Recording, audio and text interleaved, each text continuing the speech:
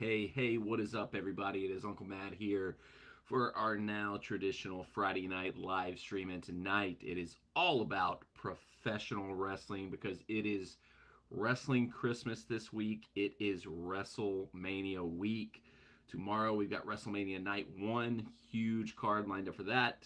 Sunday, probably the bigger event, at least the bigger main event. We've got WrestleMania Sunday.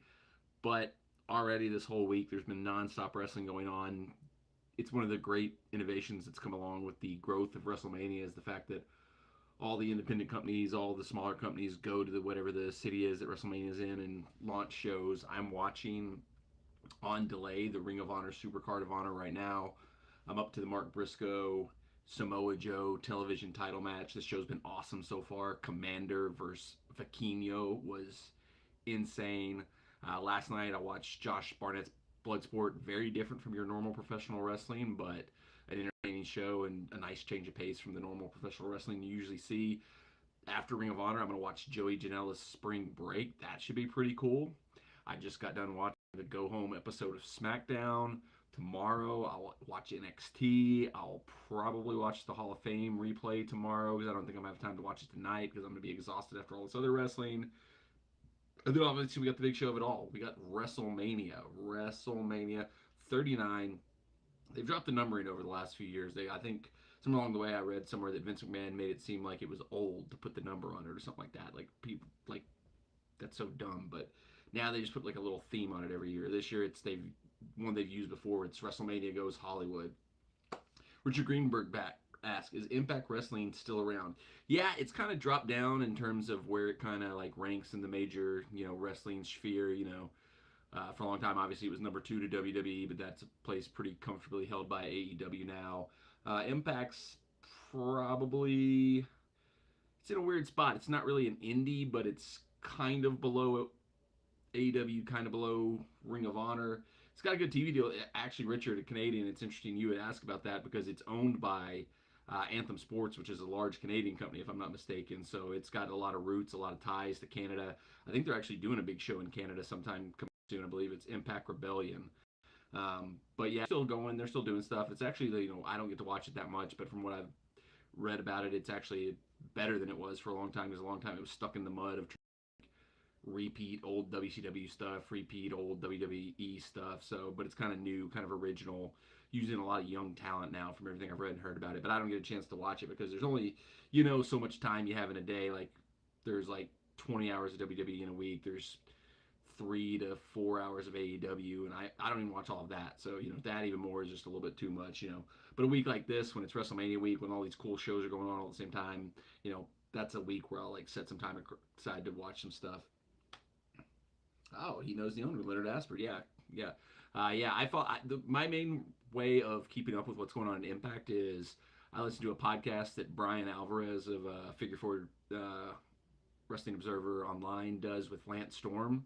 And Lance Storm now works as like a backstage producer, talent coach for Impact. So he usually keeps everybody up to date on that show about what's going on in Impact, what they have coming up. So that's where I mainly hear about Impact going on. They actually had a show last night. I didn't watch it because it was a pay-per-view show. Like most of the shows this weekend, you can get on Fight TV with like a Fight TV Plus subscription for like $8.99 a month. Ring of Honor was a pay-per-view one, but that was one I felt like paying. The Impact one I didn't really feel like paying because, like I said, I don't keep up with Impact that much. But it was like $25. It was called like Multiverse of Chaos or something like that, and it was like a crossover show. It was like Impact versus New Japan, so it seemed pretty cool on paper. But I don't keep up with New Japan or with Impact enough for it to have really like been something that I wanted to go out of my way to invest in. Like Will Ospreay was supposed to have originally been on it, but then he's injured right now. He's also supposed to have been on this Ring of Honor show too, so he would have maybe got me to buy it because you guarantee you're going to get a great match.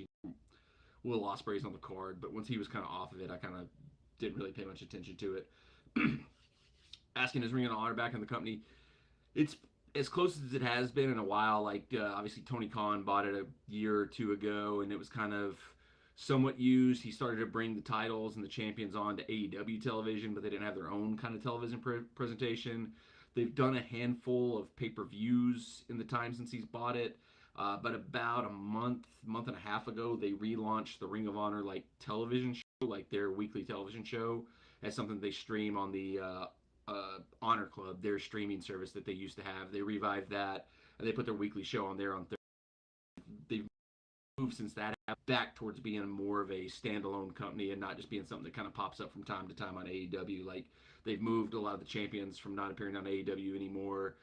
They mostly appear only on Ring of Honor now, so it's transitioning back into being its full-fledged own kind of standalone company. And this is kind of the first pay-per-view they've run where it's kind of been that way, where this was all built on the Ring of Honor television show, not on AEW television. So it's moving that way to where it's going to be its own company again. This is probably a step in the right direction because I was texting a buddy of mine while I was watching this earlier. The presentation of this, the crowd size, which they're benefiting from being in Los Angeles during WrestleMania weekend, so they've got a lot of wrestling fans in town.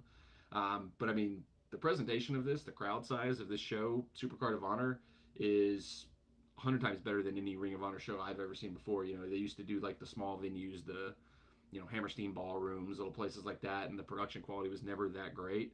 This is basically Tony Khan's using all his AEW tools to make Ring of Honor look like a really spectacular, really great presentation. So hopefully it grows because like honestly, like one of the big problems AEW had is they had so much talent, they had so many people under contract that they didn't have enough time to do stuff with. So now that they have kind of fully fleshing out as a separate brand, they can start to use those people more. And as the TV show grows, they can really enhance it even more, hopefully. Which is the way he's doing it, kind of, is what almost like what the brand split in WWE should have been, but they always just never could fully commit to it. It was always, well, we want to keep moving people around, we want to keep doing what we're doing, but like so far over the last month or so, Tony Khan started to do a really good job of giving Ring of Honor its own feel, its own thing, letting its own. Ooh, this match is really fun so far between Jay Briscoe and Samoa Joe, or Mark Briscoe and Samoa Joe. Sorry about that. Yeah, but this is just one of many examples of what's really fun about WrestleMania weekend. All these different wrestling shows that you have the opportunity to watch. There's always a lot of debate over the new Titan Stadium. Should it be built? Is it really something they need? But I was sold the minute news came out that WrestleMania would come to Nashville if we built a new stadium, because not just it'd be just amazing to go to WrestleMania itself, but just now the way the whole week is just celebration of wrestling, where all the other companies come to town and put on shows, where there's like conventions. We had a little taste of it last year with SummerSlam, where we had StarCast running over at the fairgrounds during SummerSlam weekend, but WrestleMania is like that times 100. So, build that stadium. Reports this week were that the stadium's now been pushed back to 2027, which would put us, oh my God, they're killing each other. Most likely in line to probably at the earliest get WrestleMania in like 2028, 2029, somewhere in that range. Seems far away, but it will be here before we know it, So, but yeah, it can be really cool. But let's talk about this year's WrestleMania. We got a huge card, really well built, really well constructed card this year.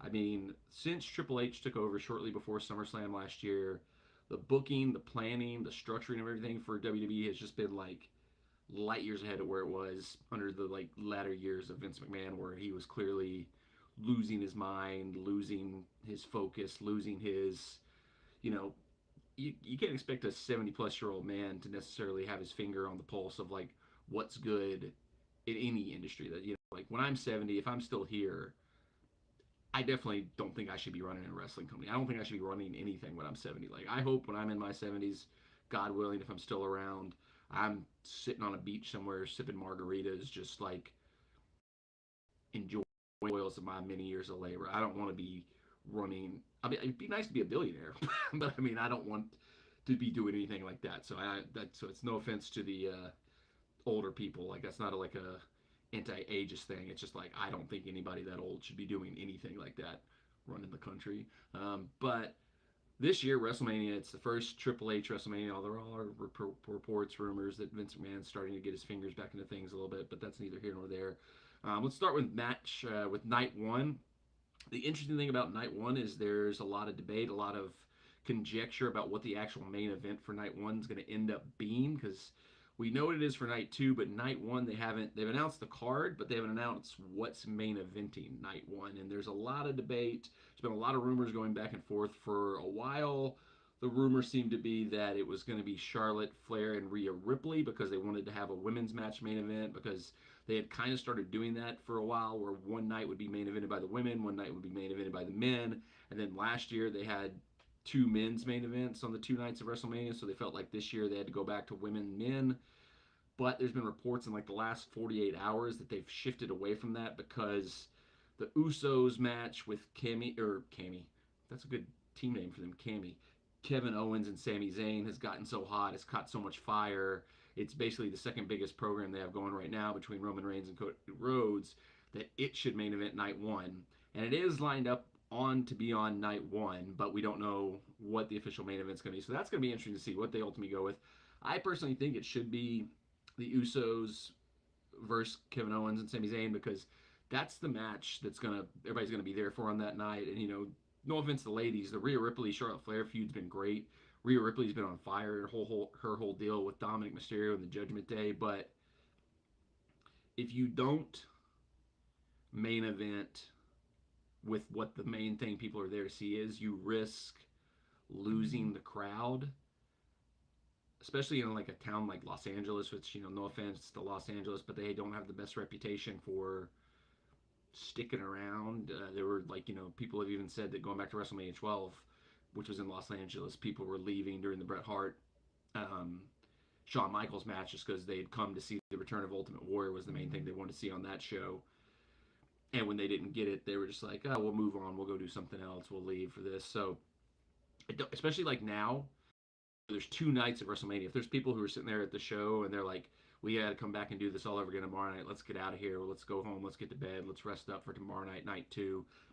I don't want that to happen to Charlotte and Rhea. I want them to get the attention they deserve. So I think they're better served to, be in a better spot on the card than last, because if the crowd's burned out from hot matches early, that doesn't do them any favors. If the crowd's already seeing the main stuff they want to see and decides to leave early, that doesn't help them. So it's great. It would be cool for them to be in the main event, but I think they're better served to not be in the main event. So I kind of hope it is the tag team match, the main events, but we'll see tomorrow night. The one thing we do know for sure about the order of the card is that WrestleMania Night 1 is opening up with Austin Theory versus John Cena.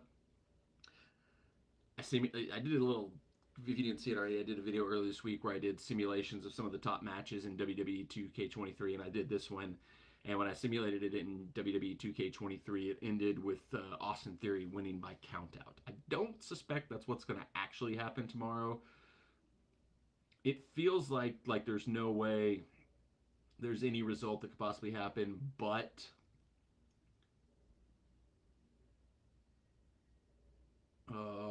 Mark Briscoe pin 2. Oh, Samoa Joe kicked out of the froggy elbow. This match has been really good. Anyway, it's hard to see any result other than Austin Theory winning here, because if this was just a straight up one-on-one match, I could see Cena winning the first one, almost doing what he did with The Rock, where he wins the first one, Theory spends like a year kind of rebuilding his confidence, rebuilding his stuff, knowing that he's got to build himself up to get the big win, and then have them come back and wrestle again at next year's WrestleMania, and then Theory gets the win. Kind of the exact same story that Rock and Cena did together at their 2 WrestleMania matches, but the match is for the United States Championship, so that makes me think there's no chance that John Cena wins this one, just because we know he's not sticking around. He's going back out to do, Peacemaker Season 2. He's got like 50 movies lined up that he's going to be doing, so he's not going to be sticking around regularly, and so championship on him unless there's like a plan for him to immediately re-drop it on Raw or something like that, or if they've maybe booked him to come back for like Backlash to drop it then or something like that. Don't see him winning just because of his schedule. His availability is just not there for him to be able to come back and stick around as a champion, somebody who would be defending the championship.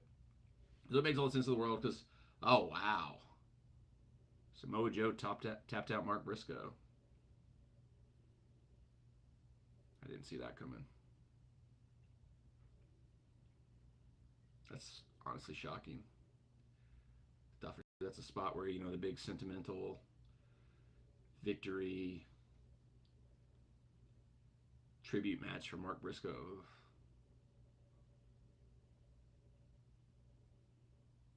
That's a weird one. I don't know about that. It's a weird one. I don't know.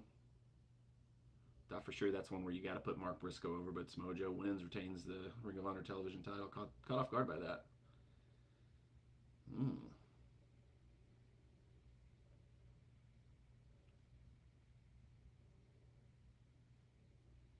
Code of Honor, they shake hands. In the chat, WWE viewership is doing very well. Stock's pretty high. Vince might get that $9 billion for the company. Yeah, there's some new kind of reports coming out about the potential sale of the company kind of felt to me like stories that were planted more than like actual stories, because I feel like the bidding hasn't got to where WWE wanted it to. So there's vague reports, vague stories this week that there's multiple bidders, there's multiple interested parties into it. But one of the things that's been interesting is like arguably the entity that should be most interested in potentially buying them has been one of the few that's come out and outright said we're not interested, and that's Comcast Universal, because they pay so much to broadcast WWE. The TV deals that they pay to get the rights to broadcast Raw, the Peacock deal to broadcast all the shows, they would end up in the long run arguably saving so much money if they just outright bought it and didn't ever have to pay those rights fees anymore. But for some reason, I don't know if they don't have the liquid cash flow to make the deal. I don't know if there's something they're seeing in the numbers that they think it's actually not worth it, but they're not going for it the way a lot of people thought they would when WWE sales stuff started. But I don't know. 9 million seems kind of insane. Like there's talk about um, the Washington Commanders number going for like 6 billion right now. Manchester United's owners are looking for something between like 5 to 7 billion for Manchester United. Obviously, a sports team's a little bit of a different entity than a full on wrestling media company, so it's a little bit different. But 9 billion seems a little bit excessive, but that would I would not shock me. But I think some of the reports that came out this week about the multiple entities being interested, multiple people wanting to buy the company being more something trying to spark something in the few parties that are interested, trying to up the bidding, something like that. Um, yeah, Endeavor's another one that's been rumored, but their owner came out and said they wouldn't do anything that would risk the leverage of the company. So they didn't fully pull their name out of the hat, but they all but said they're not interested too. But I mean, I think that's it's a kind of game of cat and mouse on both sides. NBC Universal, part of their deal could be saying we're not interested to get the price down. Same as Endeavor, they could say, yeah, we don't know if it's right for us to try to get the price down. WB leaks stories out that there's multiple bidders, multiple people interested in purchasing to drive the price up. It's kind of a back and forth. There's a part of me that still seems, and maybe I'm just being so influenced by the fact that both Manchester United and WWE are both kind of going through the sale process right now. And I just have a feeling that it's going to end up with United being owned by Qatar and WWE being owned by Saudi Arabia. But we'll see. There's a lot that can happen between now and when those both sales go through. So we'll see what happens there. But yeah, going back to the card, there's no way Austin Theory, unless they've like just got some kind of perfect schedule worked out for Cena to come in a few times and here and there. Because I mean, like they built this whole program off him showing up one time. So I mean, they can, if they've got a handful of dates for him to come work some matches, they can do it.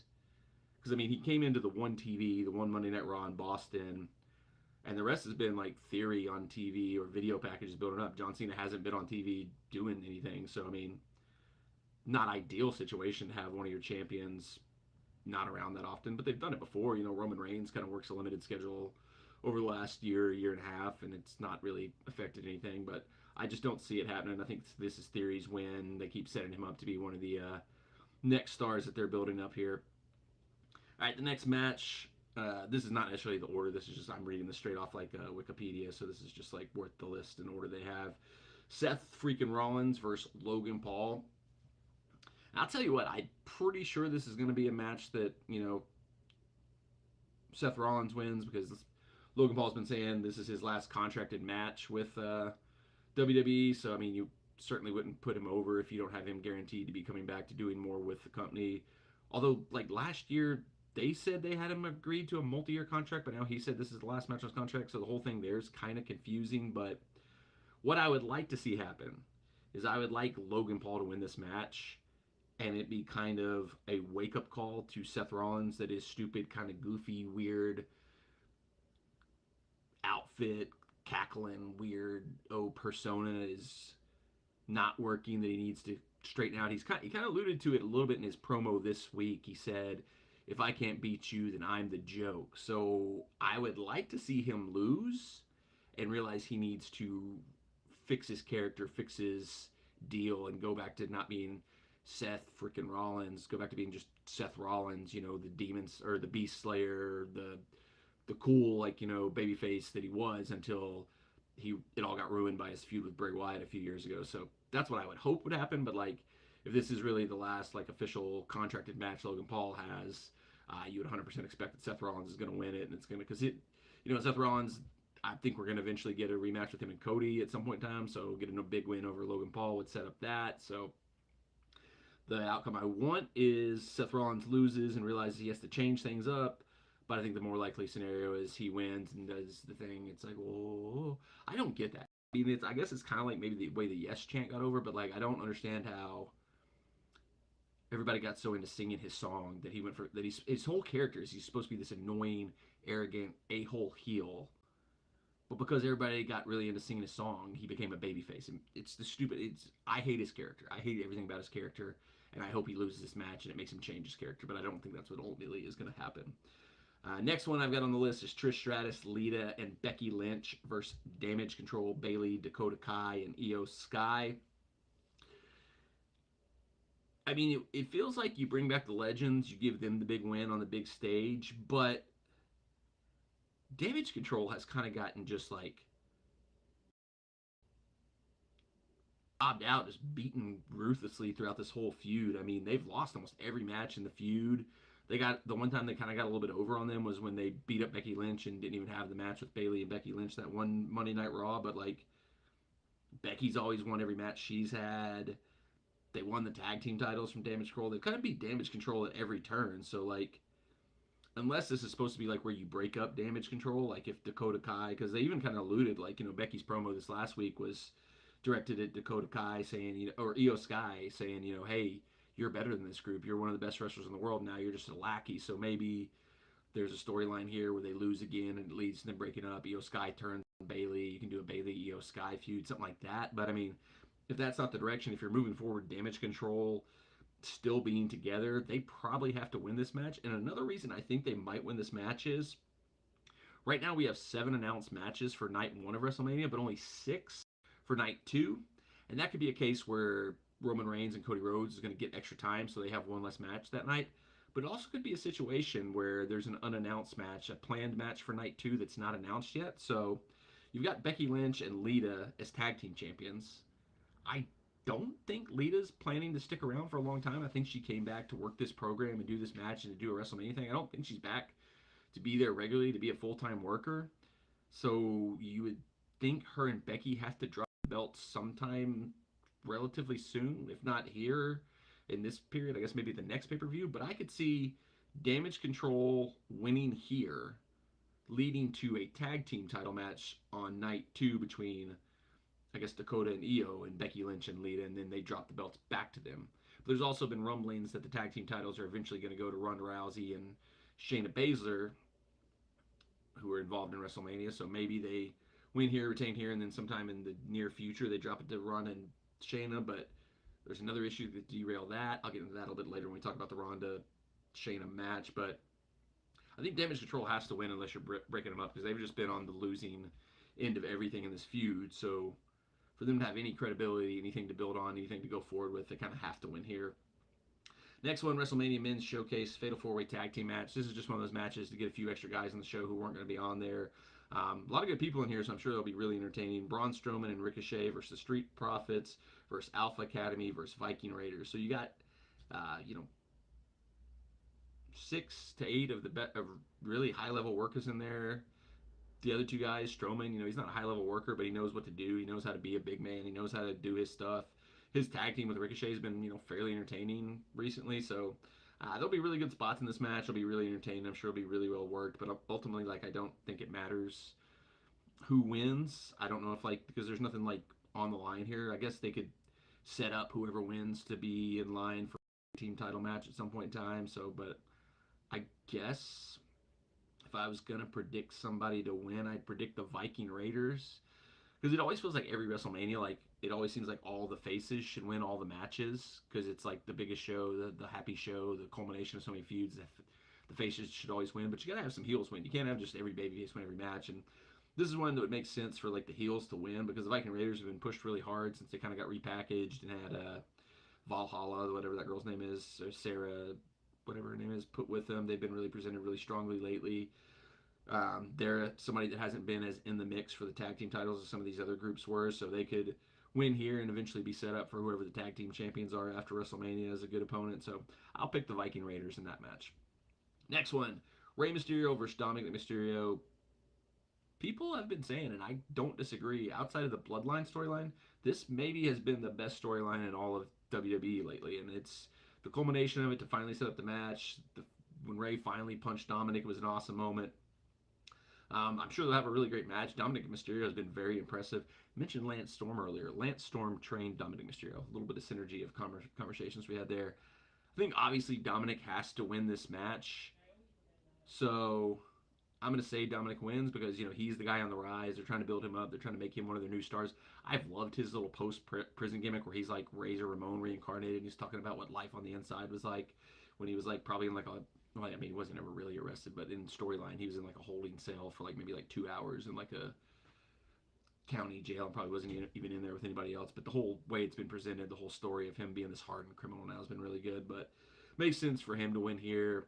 Unless you're going to do a couple series of matches with him over the next few months, maybe Ray gets the first one to get a big WrestleMania win for Rey Mysterio, the newly christened Hall of Famer, and then Dominic gets the ultimate final victory at one of the future pay-per-views. But once again, this is probably a spot, you got to find spots for heels to win at WrestleMania. You can't have all baby faces going over. So this is another one where, like the last match, it probably makes most sense for the heel to go over and get a win there.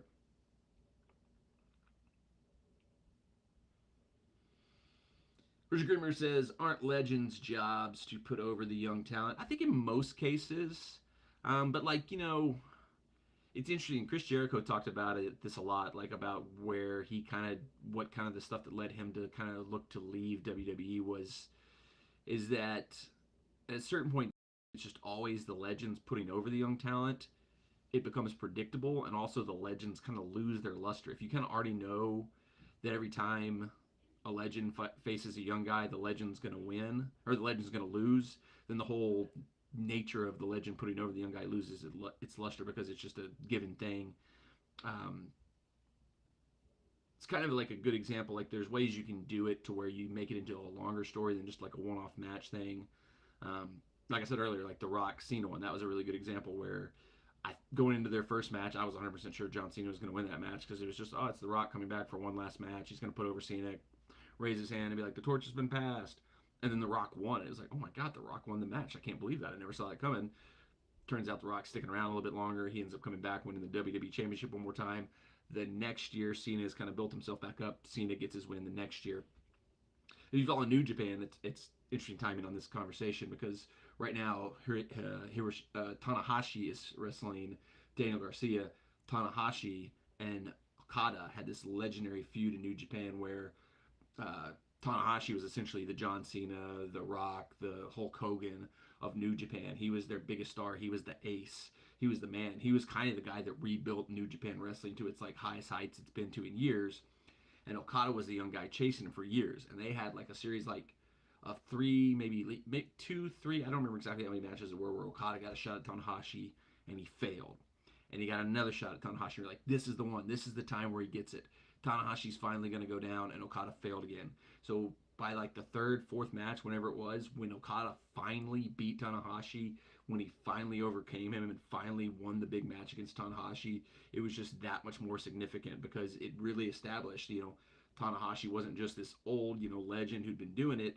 He was still good. He could still win the big match, and it took that much more for Okada to build him. So, like, most of the time, you don't want your young talent, losing to the old legends, especially like, and I think that's a good thing that Lita and Trish kind of have is they don't look old. It's not like, back in the day when Hulk Hogan was in the latter years winning matches he probably shouldn't have won over talent he shouldn't be beating. Lita and Trish, they still look young. They still work really well in the ring. They can be presented in a certain way that, older talent maybe can't always be. So, but generally, yeah, the legends should most of the time put over the younger talent, but there's ways to do it where the legends can win and it builds things and makes things bigger for the long-term storytelling.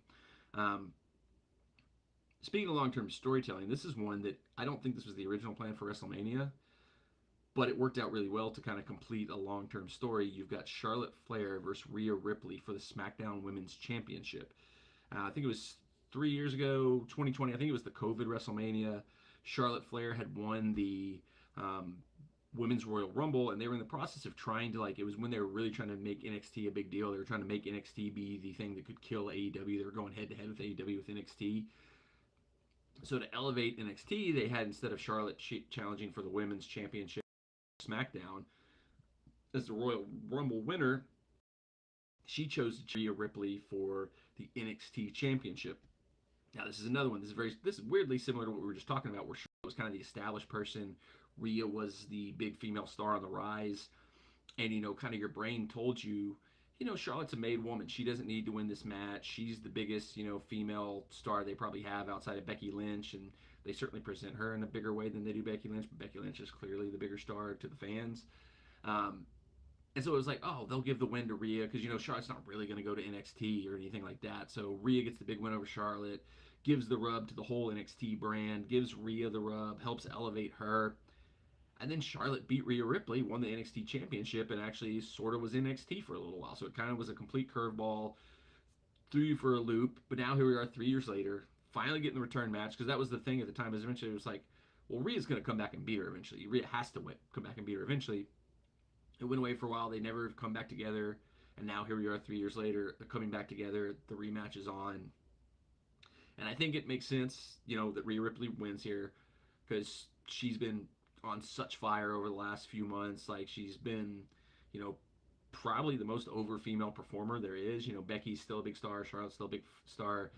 Bianca is still a big star. But they're all kind of, I don't want to say stale. That's probably too strong of a word. But they're not as fresh and as vibrant and as new and as exciting as the Rhea thing has been. So makes Rhea to win here. Another reason I think it makes sense for Rhea to win here is that I'm pretty sure they want to eventually have Charlotte Flair break her father's record for world title wins. So that just means she's got to lose the world title to be able to come back and win it more. So this is a good spot for her to lose the world title, come back and win another one at some point in time, lose that one. I think she's 2 away from tying or 2 away from passing Rick's record at this point in time, or at least Rick's acknowledged record, I think, is 18.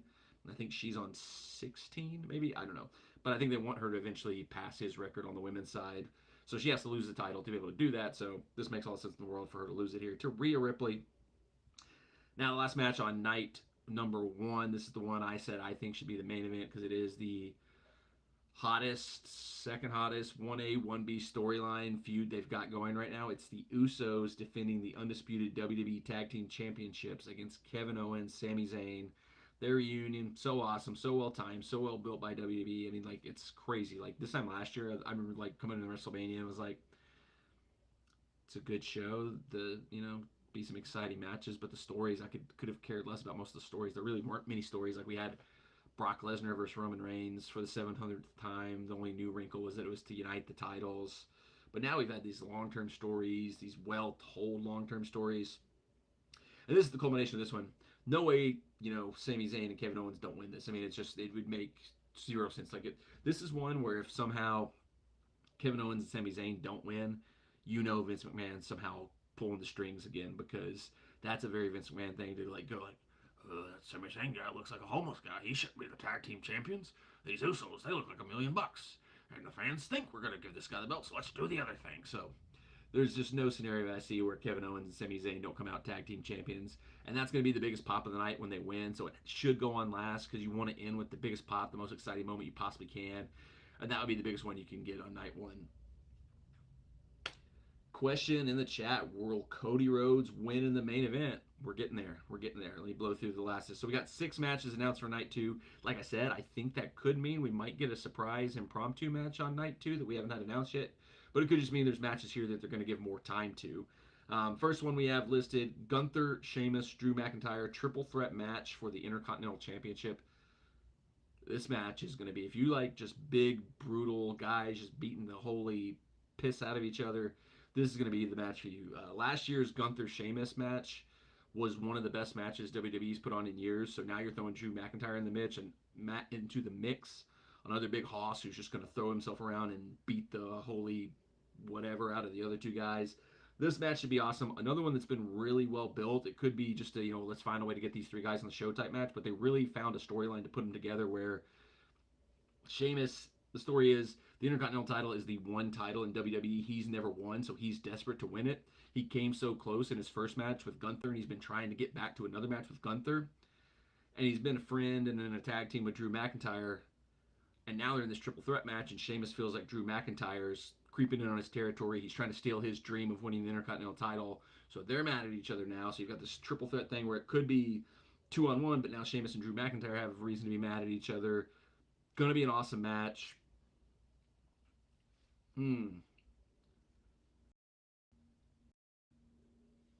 I don't necessarily think it's the right time to take the belt off Gunther because he's been so awesome as the Intercontinental title. It's really kind of like reestablished it as an important belt. He's just awesome in general. So like I don't necessarily think it would make sense to take the belt off him right now. Like I'd like to see him keep going and just keep building until you've got like it's kind of like we mentioned earlier with legends versus young guys.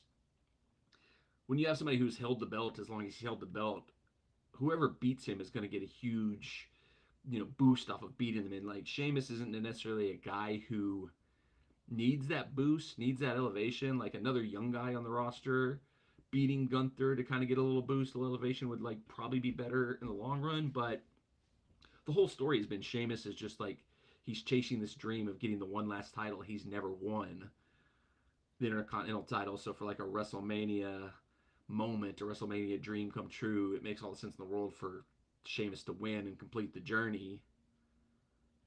Huh. This might be one of the tougher ones to predict because I could definitely see it.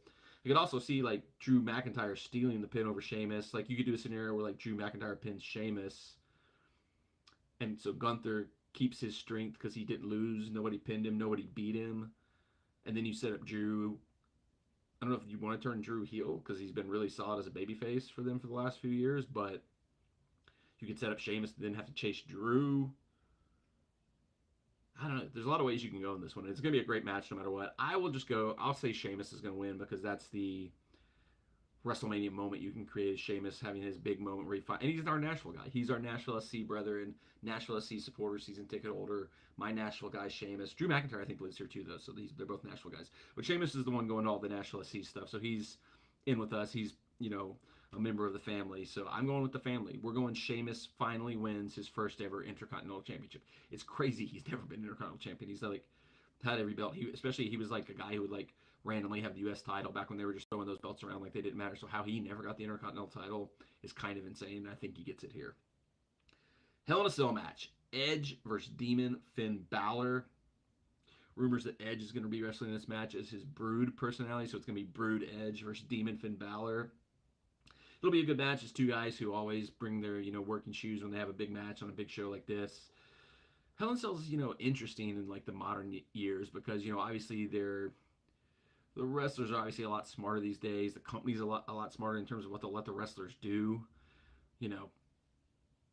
Outside of Shane McMahon, nobody's been really doing insane like off the top of the cell spots anymore. But I mean, an Edge, with his neck history, I wouldn't expect him to do anything too insane in this. So like, they'll figure out they're two really good wrestlers. They'll figure out a way to make it a good match. But it's it's not gonna be the Hell in a Cell matches of old where somebody's gonna like get thrown off the cell into like a bed of hay or Mick Foley flying off the top through the tables at ringside. They might have like some kind of stunt setup thing where there's like a try to hide some padding that they could fall into or something like that. But I would think this would be more like a traditional wrestling match inside a Hell in a Cell with maybe a few creative spots to take advantage of the cell there. I feel like Edge. This is another one where it's like, what does Edge need to do right now? This is one where like you could really set up either guy to be a future contender for the world title, because Edge has faced Roman Reigns a few times, but if there's a new world champion after this, that'd be a new match for Edge that he's never had before. It'd be a new match for Balor. So kind of depends on which way you want to go in terms of like programs for the potential new world champion afterwards. I'd probably go Edge because I feel like. No, I'd go Finn Balor because like this would be like he's kind of at one point he was the first ever Universal Champion. It seemed like they were really behind him. Then he got hurt a few times and some things derailed his run. it's been really good since he joined the Judgment Day. It's kind of helped him out. So like getting a win over Edge could be that last little kick in the pants that would really take him back up to being a main eventer and to be a potential somebody that you could set up a pay-per-view main event with whoever the world champion is coming out of WrestleMania. So I'm going to predict Finn Balor will get the win here. And I can't remember. For a long time, he was unbeaten as the Demon. Did that streak end? Did somebody finally beat him as the Demon? I can't remember. But for the longest time, it was like a storyline thing that anytime he embraces the Demon personality, he's undefeated. So if he's the Demon here and he's still undefeated, then I guess that's a signal he's winning. Then we got our women's showcase match. Same thing as the men's showcase match. It's just a way to get a few of the extra ladies on the show. In this case, I do think it'll set up whoever the next contenders are for the tag team titles. You got Liv Morgan and Raquel Rodriguez versus Natalya and Shotzi versus Ronda Rousey and Shayna Baszler versus Chelsea Green and Sonya Deville. Now, I'm pretty sure like at one point in time, the plan was for Ronda Rousey and Shayna Baszler to challenge for the women's tag team titles on WrestleMania.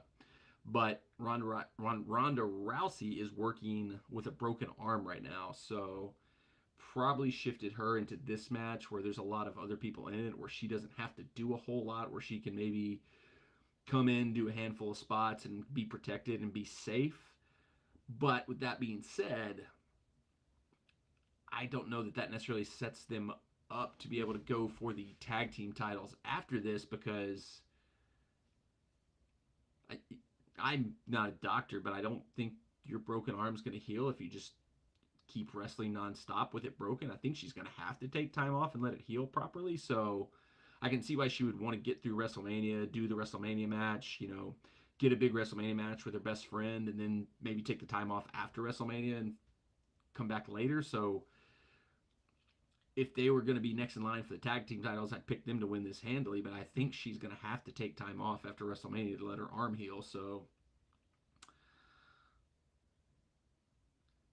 I guess if they're not winning, I'd probably say Chelsea Green and Sonya Deville probably win, because once again, you got to find a few matches for some heels to win. And out of the women in this match, Chelsea Green's been the one they've been doing the most with lately. So seems like they're trying to use her. They're trying to get her over, trying to do stuff with her. So giving her a win here would probably make the most sense. So that's the prediction I'm going to make there. Ronda should do the Cowboy Bob Orton with the cast in the ring. That would be hilarious. She is known for being a huge wrestling fan, so I'm sure that's something she's aware of. Huge Piper fan that she is. She should know that, especially from WrestleMania 1. Would make a huge little, like, full circle WrestleMania moment for her to come out in her Piper-inspired gear, but then with also the tribute to Bob Orton on her wrist. You might see that. That might be a good call. That, if anybody from WWE Creative is watching this, feel free to steal that idea from Richard. Great idea, Richard. Next, we got Bianca Belair defending the Raw Women's Championship against Asuka. This is another one that's hard to predict, because I feel like Asuka got robbed of what should have been her big WrestleMania win a few years back when she won the Royal Rumble and challenged Charlotte. Another one where, like, you were 100% sure, like, oh, she won the Royal Rumble. She's, like, been undefeated in WWE. This is her moment to finally win the Raw Women's Championship. And then Charlotte won, which is clearly was like back when they were still building Charlotte up, trying to make Charlotte the established best women's wrestler of all time.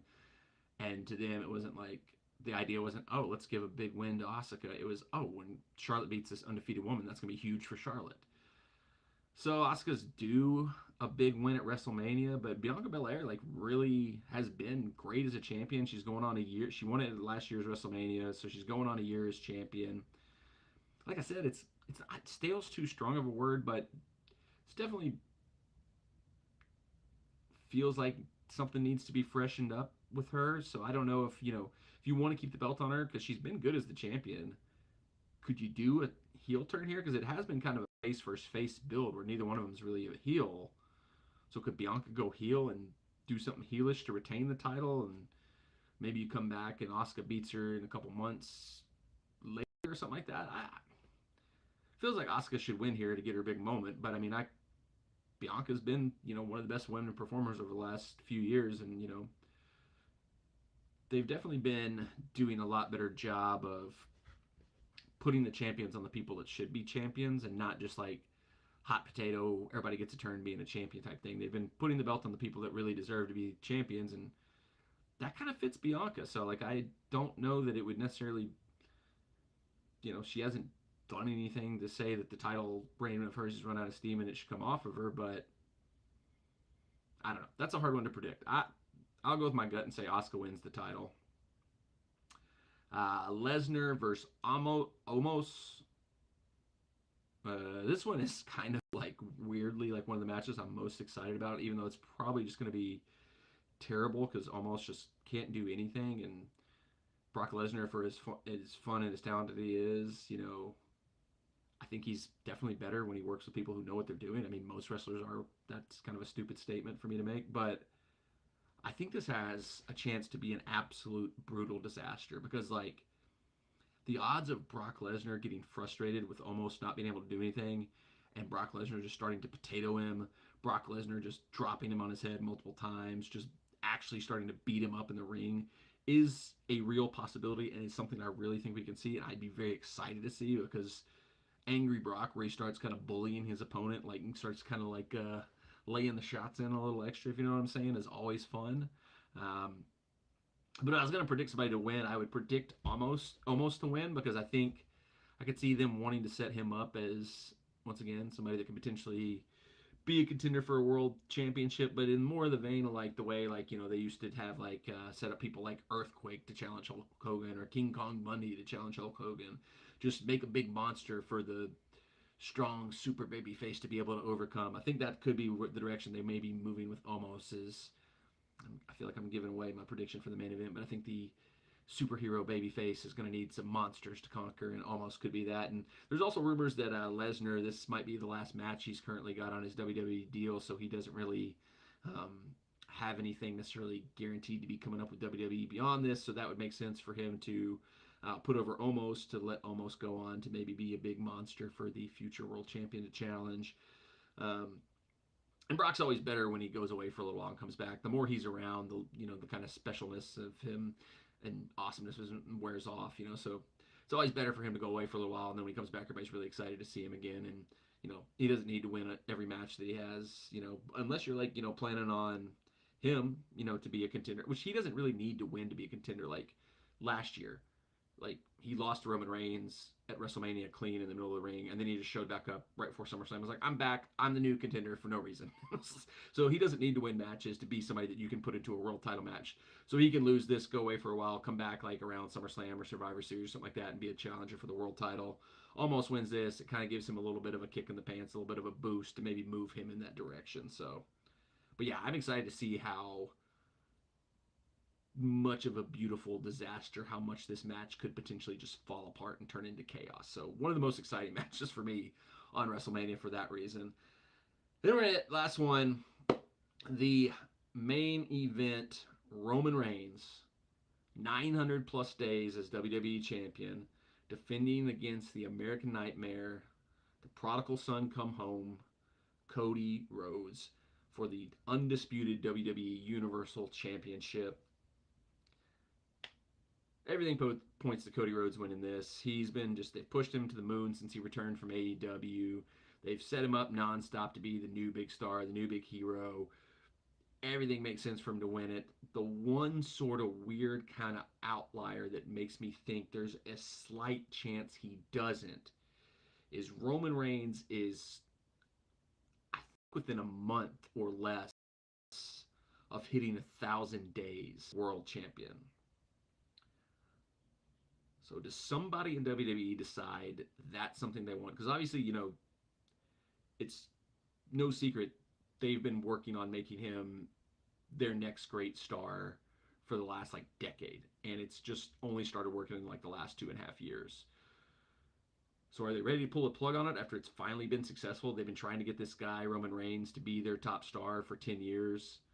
Just finally worked after everybody crapping all over it for the first 8 years. It just started working the last 2 or so. Are they really ready to pull the plug on it and move on to somebody else? Do they want to get him that special 1,000, something they can always point to and go, remember the greatest modern champion, 1,000 days as champion, Roman Reigns.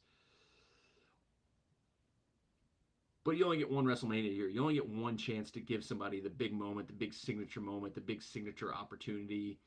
It was kind of why, as much as Sami Zayn was over, as much as it would have hit so well for him to win the world title Elimination Chamber. I just felt like you're taking away from the WrestleMania moment, which is the bigger moment. Like if you'd wanted to switch things around and make Sami Zayn get the big WrestleMania moment, I'd understood that. But to have him win an Elimination Chamber and kind of kill the momentum of the big potential WrestleMania moment you had lined up, just it was something I was like, I don't think they'll do that. I don't think they'll go to that direction. I mean, now you've got exactly what you need. You've got Cody Rhodes, a guy who's like perfectly set up to be white meat baby face, the guy that can go do all the media for the company, the guy that can be on all the talk shows, do all the stuff. He's already doing that. You know, Roman Reigns, like I mentioned earlier, he's been on kind of a limited schedule last year. You know, well earned, well deserved. But Cody does all the house shows, goes and does all the media, tours all over the world, does all the everything. Put the belt on him. Let him be the guy that's going around showcasing your company. Give Roman a little break if he wants time out. If you can have Roman lose, knock him back for a while, do the same thing you did last year. Have Roman show back up sometime around SummerSlam and be like, I'm coming back for revenge, and do the same match again at SummerSlam if you want to. But you don't have to do that. There's a million matches. That's the other thing is like Roman's kind of run through everybody. There's not a whole lot of people left for Roman to go against, but if you now move the belt onto Cody, you've not only switched the title, but you've also switched the designation of who the champion is. So you went from having a heel for the last like 2.5, 3 years that all the baby faces were chasing and failing to beat, to now you're gonna have a baby face who's gonna have all these dastardly monster heels, like almost coming and trying to take the title off him, and him having to be the valiant hero who fights them off. So I that little nugget of the fact that he's that close to 1,000 days consecutively as champion gives me a little pause. It makes me think there is maybe some slight chance that they go with Roman. And also the fact that like when they have a guy that's their guy. I mean, you look to the history of guys like Cody coming back. Like, and this is another one where how much is Vince getting in Triple H's ear? How much is Vince getting his fingers back into things? Because we know what Cody was to Vince McMahon. He was dashing Cody Rhodes. He was Randy Orton's lackey. He was Stardust. He was not somebody that Vince McMahon was planning on ever pushing to the moon and making a big star until he left WWE and showed what he could do. We don't really know what would happen because when Cody first came back, Vince was still in charge. He gave him the big push, the big debut at WrestleMania. Seemed to be really getting behind him before Cody got hurt and then was gone. And then by the time Cody came back from injury, Vince was gone. So would Vince have pushed him all the way, or would the old Vince, who liked to make it clear that anybody who didn't become a star in WWE wasn't really a star? Like you go back to anytime somebody came over from you, they never got treated like the star that they were in WCW. The ECW guys, same deal. They always had to like get pushed down, a bit. Somebody would come in that was a former WCW World Champion, and their first feud would be like with Doink the Clown or something like that. So that's an old Vince trope. I don't know that it's a Triple H trope. They really seem to have pushed Cody to the moon. They really seem behind him. I think they're going to put the belt on him. I think they're going to try to launch him to be their next big top babyface. And I think that's the big finale to WrestleMania. Looking forward to it. Should be very exciting. A couple things came in the chat. Rondish, we already said that one. Still makes me laugh that WWE is trying to allow gambling on fake pro wrestling. I kind of get the logic behind it because, since sports betting has gone legal here in Tennessee, there's definitely been some stuff that I've, sports-wise, paid attention to, followed more closely than I did before, because if I'm placing a bet on something, I'm probably going to watch it. I'm probably going to follow it. And so the logic is if people can bet on wrestling, they're more likely to tune in to watch if their bet hits or succeeds, though. But if you've read about like what they're going to have to do to pull it off, it just makes no sense and be insane. Like basically there'd only be one person who would be allowed to know who was going to win the matches.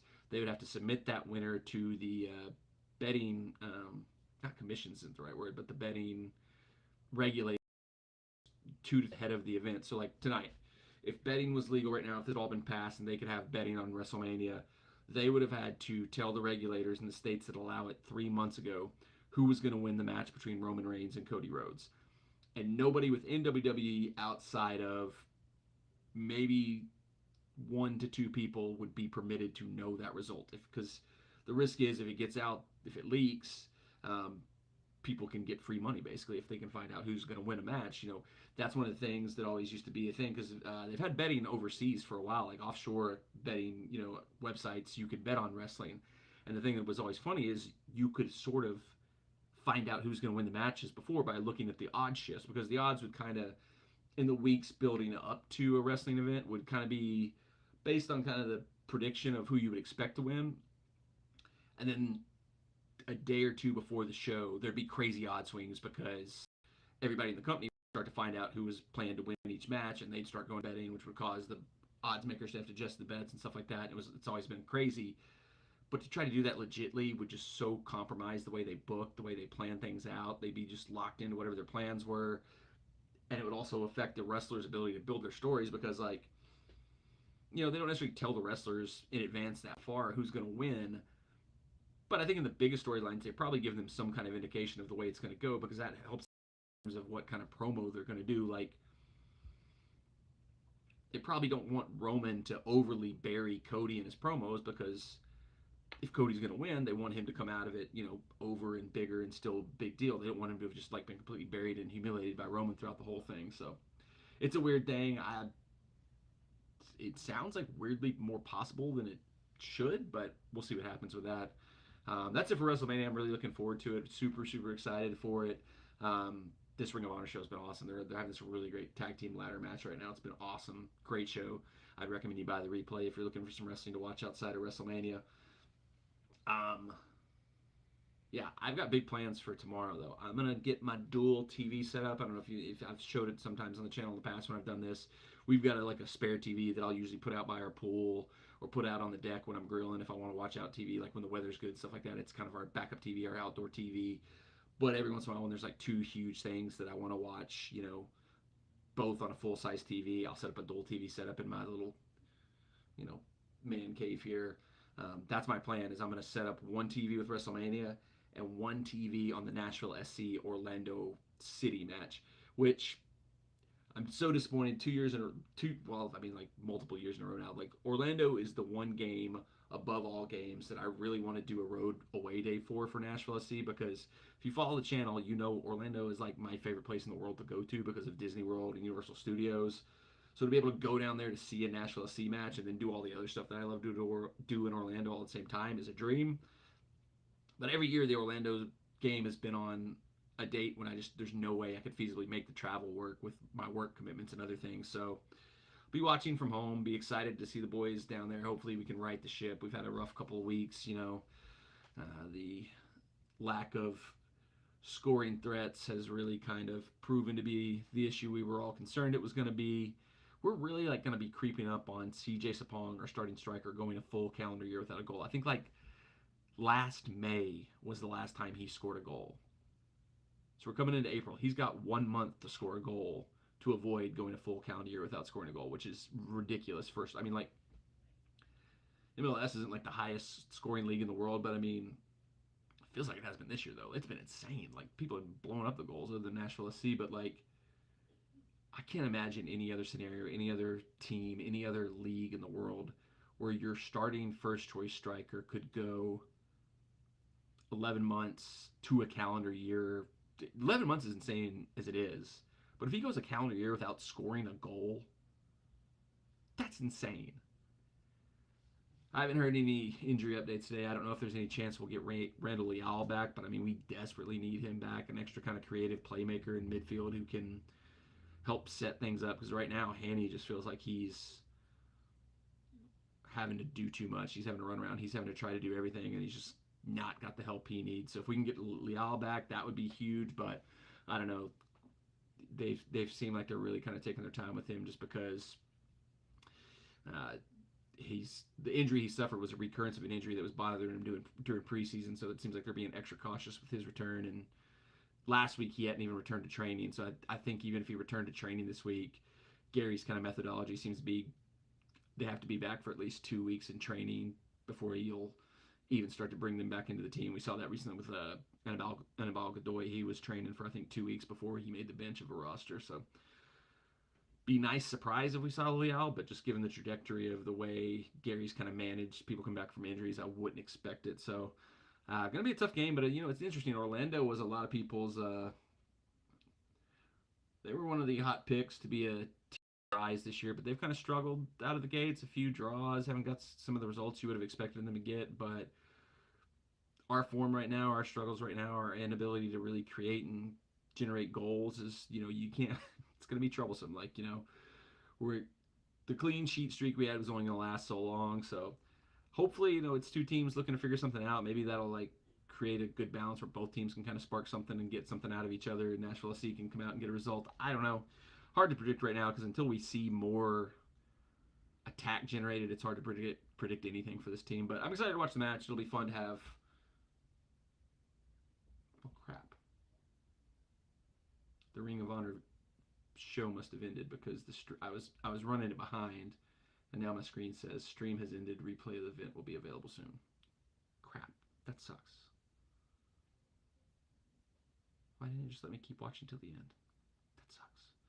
Oh well, I'm about to watch Joey Janela's Spring Break anyway, so I'll watch a little bit of that, and then I'll queue back up the rest of the Ring of Honor pay-per-view. Let's see, what's the food tomorrow night? I don't know. Haven't decided yet. That'll probably be a just a decision. I tend to like something like that where I've got like entertainment on, like sports stuff on. Wings kind of is my usual go-to for that, just because it's easy. It's something you can just kind of munch on and snack on while you're watching. It's not like a full heavy meal or anything like that. I had pizza tonight. Pizza would be another go-to, but I had that tonight, so probably won't do pizza 2 nights in a row. So maybe wings. I don't know. We'll see. I'll certainly let Justa have some input on that. She's a very smart woman that I trust with the decisions that she makes. But yeah, that's all I got for tonight. Gonna be a fun weekend. Lots of wrestling, some good soccer. Premier League returns on Sunday as well. Manchester United versus Newcastle. That'll be a fun match. Newcastle will try to make it to where there's only about 30 minutes of actual gameplay in that match with all their time wasting. Be interesting to see, can United get Anthony Martial back? He's been training for 2 to 3 weeks, so you'd think he'll be back, but I'm sure he'll pull his hamstring immediately if he does come back.